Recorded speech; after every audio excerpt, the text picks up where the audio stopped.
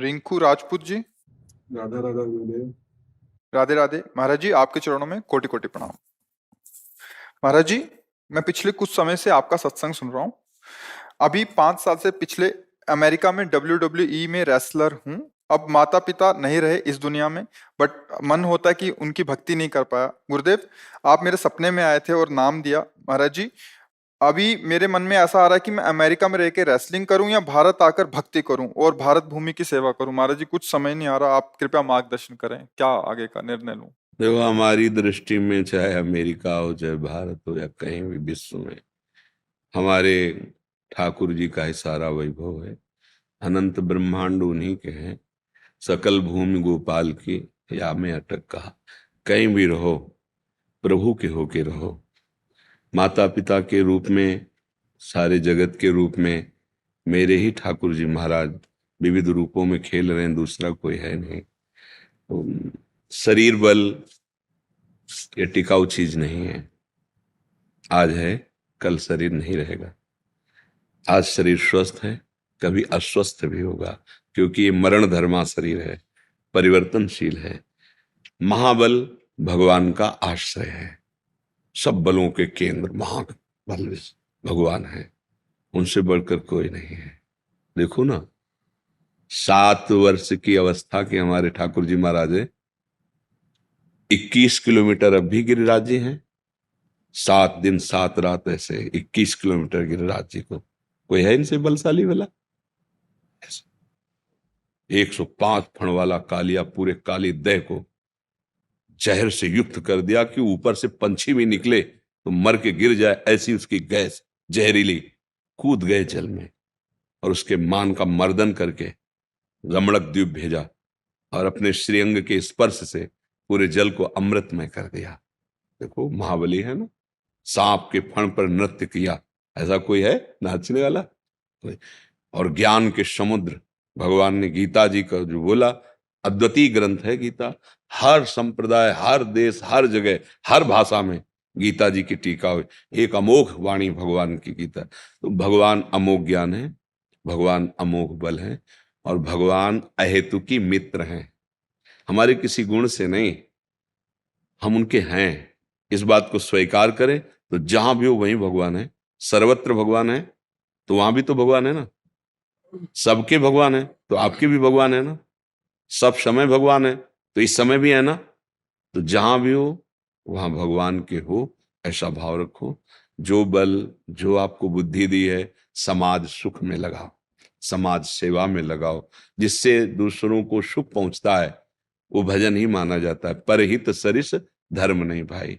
जिसमें दूसरों को लाभ मिले, सुख मिले, आनंद मिले, हमें पीड़ा मिले कोई बात नहीं, पर दूसरों को सुख मिले, उसी को धर्म कहते हैं। और धर्म का फल होता है भगवान में प्रीति हो जाना। सावै पुंसाम परो धर्मो ये तो भक्ति अधोक्षजे। भगवान अधोक्षज श्री हरि के चरणों में भक्ति हो जाना, यही सब का फल है। इसलिए नाम जप करो, कोई व्यसन मत करो, बुरे आचरणों से बचो। जैसे सांप के काटने से जहर चढ़ता है तो एक शरीर नष्ट होता है, पर विषय का नशा चढ़ गया तो अनंत जन्म बीत गए, अभी तक उतरा ही नहीं। अब मनुष्य जन्म मिला है तो हम विवेक धारण करके चलें, क्योंकि विषय भोग की बाहुल्यता हो रही है। इंद्रिय और मन को विषयों में सुखानुभूति ये भ्रमात्मक होती है, और इसी को हम सुख मानकर विचरण कर रहे हैं। अब धर्म का शासन, भगवान का शासन, गुरु का शासन, ये कोई स्वीकार करना नहीं चाहता। तो मन इंद्रियां उच्च स्वच्छंद होकर विषयों में घूम रहे हैं, तो दुर्गति का कारण बन जाता है। इसलिए प्रार्थना है, कहीं भी रहो भगवान के होके रहो, भगवत स्मरण परायण रहो। और जब आपको लगे कि लौकिक उन्नति कोई उन्नति नहीं है तो भाग जाओ। ये परम पावन देश भारत है, इसकी समानता त्रिभुवन में कहीं नहीं हो सकती। भगवान के विविध अवतार यहाँ हुए, जहाँ की नदी भी जगत को पावन करने वाली है। गंगा, यमुना, नर्मदा, सरयू, गंगोत्री, कितने बड़े बड़े तीर्थ, प्रयागराज, काशी, अयोध्या, मथुरा, मतलब आप देखो, त्रिभुवन में भारत जैसा ये कोई हमारा देश है, इसलिए हम कह रहे हैं ऐसा नहीं। जहां भगवान के विविध अवतार, जहां भगवान की पावनता छाई हुई है।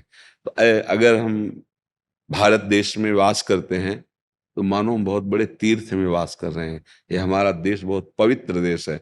अब बाहरी आचरणों का अनुकरण देखो, हर जगह गुण दोष है। हमें नहीं कहते कि बाहर दोष ही दोष है, गुण है। बाहर के विज्ञान को स्वीकार करो, बाहर की जो प्रवीणता है उसको स्वीकार करो। कैसे व्यापार किया जाता है, कैसे समाज को सुख प्रदान किया जाता है, अगर वहां गुण मिलते हैं वो स्वीकार करो। अच्छी से अच्छी पढ़ाई पढ़ो, अच्छे से अच्छे डॉक्टर बनो, अच्छे से अच्छे वैज्ञानिक बनो, पर जो दोष है उसे क्यों स्वीकार करो। हमारा देश धर्म से चलने वाला है, व्यभिचार प्रवृत्ति नहीं कि आज आपके साथ कल आप। ये हमारे देश के वासियों का स्वभाव नहीं रहा। एक बार स्वीकार किया तो आजीवन निर्वाह किया। तो हम बाहर की उन गंदी बातों को न स्वीकार करें जो हमारे देश हमारे धर्म के प्रतिकूल हैं। बाहर भी ऐसे गुण हैं जिनको हम मान लो एक आप अच्छे डॉक्टर बन गए, बाहर से पढ़ के आए तो हमारे देशवासियों की सेवा बन गई ना। आप अच्छे वैज्ञानिक बन गए तो हमारे भारत की उन्नति होगी। तो बाहर हम जाएं पर अपने देश और अपने धर्म को पूर्ण करने के लिए, ना कि उसका नाश करने के लिए। आज हम लोगों की बुद्धि बदल रही है, इसलिए हमारा पतन हो रहा है। नहीं तो हम दूसरों का अनुकरण करना है तो उसके अच्छे गुण लो, उन गुणों को स्वीकार करके अपने देश में उसका विस्तार करो, बुराइयों को खोलो। हमारा देश जो है ये शास्त्र संयम में चलने वाला है, सदैव धर्म गुरुओं से ये शासित रहा है। अगर देवराजेंद्र तो बृहस्पति जी, चक्रवर्ती सम्राट दशरथ जी तो वशिष्ठ जी, परम ज्ञानी जनक जी तो सदानंद जी।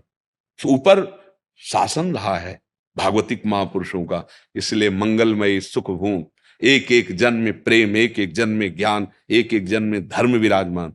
आज ना तो हम धर्म को समझ रहे हैं, ना भगवान को समझ रहे हैं, ना अपनी हमारा क्या कर्तव्य है उसको। तो फिर वो दुखी प्राप्त होगा। चाहे जितना हम धन कमा लें, चाहे जितना सम्मान हमें मिले, अंतिम हमारी दुर्गति होगी। अगर हम धर्म से चल रहे, ज्यादा धन नहीं है, ज्यादा लोग नहीं जानते हैं, पर जिसने लोगों को प्रकट किया वो भगवान जानता है, बस बात बन गई।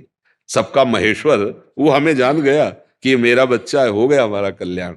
तो हमें भगवान को लक्ष्य में रखना है। जहां भी जब भी जैसे भी रहो, भगवान नाम भगवद आश्रय, और जब आपको लगे तो लौट आओ। ये आपका देश, इसकी जोड़ कहीं नहीं है, इसकी जोड़ कहीं नहीं। भारत एक पवित्र देश है।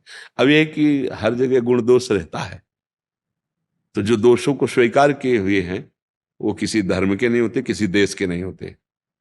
जो अधर्मी पुरुष होता है उसको कोई धर्म नहीं होता है, वो उसका कोई संप्रदाय नहीं होता, वो किसी देश का नहीं, वो अपने देश का नाश कर देगा, क्योंकि अधर्म है।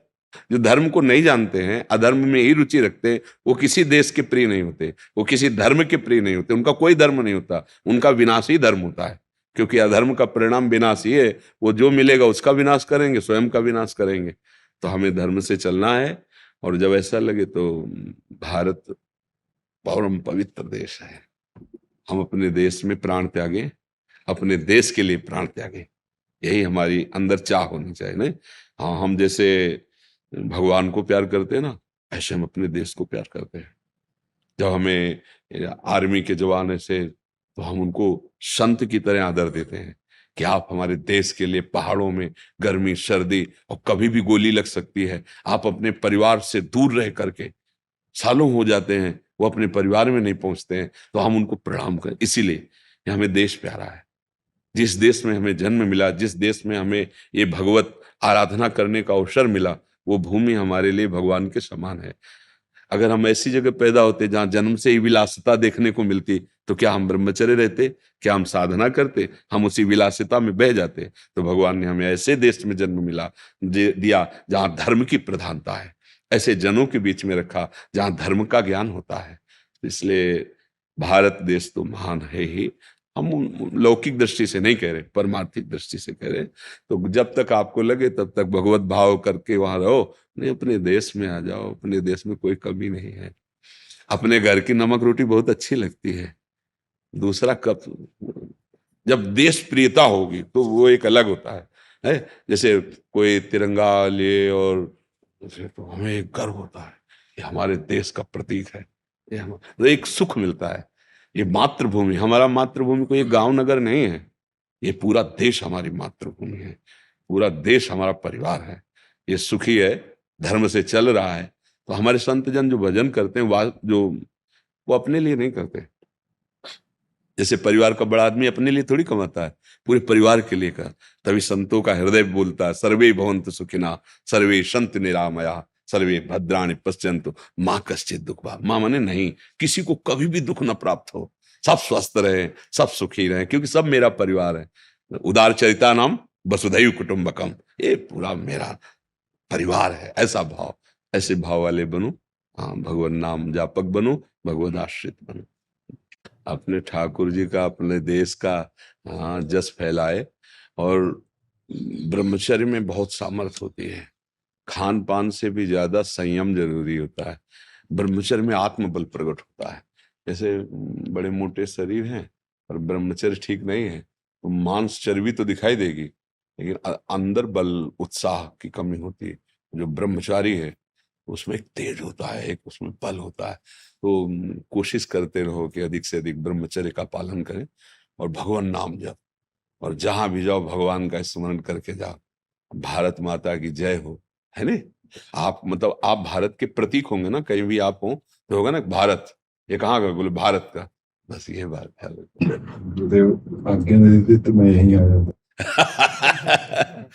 अब हम भी चाहेंगे कि हमारे देश का जितना नाम प्रकाशित कर सके, आप देश के प्रतीक बनेंगे। आप अपने बल को बढ़ाएं, भाव को बढ़ाएं, और दिखाई दे कि भारत में भी वीर हैं, भारत में भी बलवान हैं। ऐसे बल को जागृत कीजिए, तो आप जहां भी हैं भारत की जय हो, है नहीं। हाँ, आप हमारे देश के प्रतीक हैं। मतलब बाहर कहीं भी हो तो यही तो होगा ना, भारतीय है तो पूरे भारत की उस समय बाजी आपके ऊपर है। मतलब जैसे क्रिकेट का खेल है या कोई भी खेल है, ये भी एक खेल के अंतर्गत ही आता है। तो हमारे पूरा देश आपके साथ हो जाता है।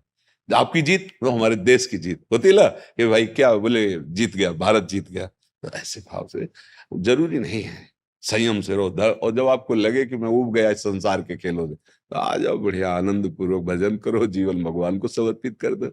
ऐसा जब लगे, गुरुदेव लगने लगा है। हाँ तो बड़ी कृपा है। अगर इन खेल संसार के खेलों से लगने लगे तो फिर दिव्य भगवान की प्राप्ति के मार्ग में चला जाए। जीवन का लाभ यही है।